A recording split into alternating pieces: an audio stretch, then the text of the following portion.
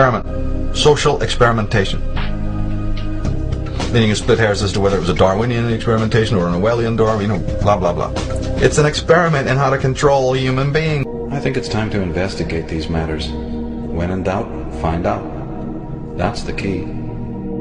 There are those who've looked into these matters long before my time. What did they have to say?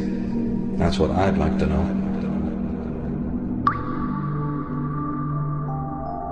You're walking around couldn't care less. You're waiting for the next movie to come out, the next fashion and all that, what Hollywood's going to do next. But there's people there who have a thorough understanding of human consciousness, human psyche, human libido, and they're working on it 24/7 to feather their own nests and also to keep man in servitude, man whom they think is their creation.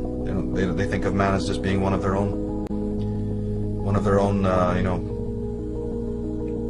like somebody treats a pet. If you actually watch how people mostly treat their pets, when you really watch it, you'll find that the pet is a slave. In this society who think of human beings as pets and slaves. Yeah, they provide you with some food and they take you for a walk now and again, but they basically you are a pet and you'll be told where to sit and where to go and what to do. Would want to dumb down people. It's also highly practical. Remember, these people are very, very practical. Keep people, what do they call it? One leash for one neck. Everybody in a complete sense of consent, with the illusion that they're independent. It doesn't work without that.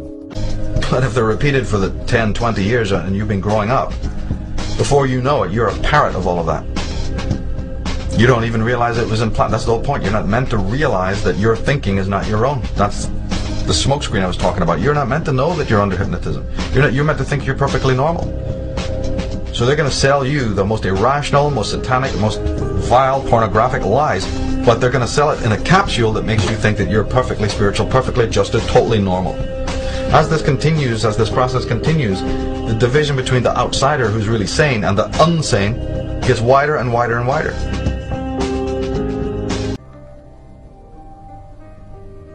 No human being who is in their center can be hypnotized.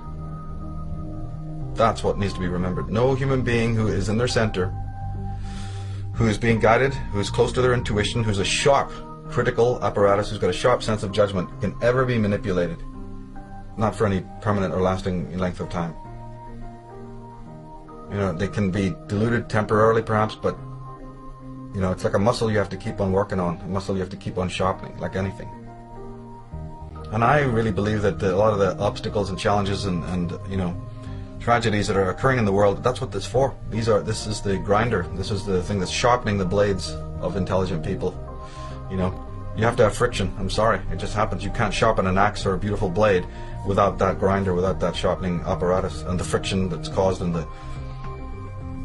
the mechanics of that. So it's the same way with sharpening consciousness. You must have this whetstone of the world in order to sharpen your mind and sharpen your consciousness. Some of the meaning in all of this. But these individuals don't really have any fear of us. Well, they do have fear of us to the extent that they know if we were awakened what we could do.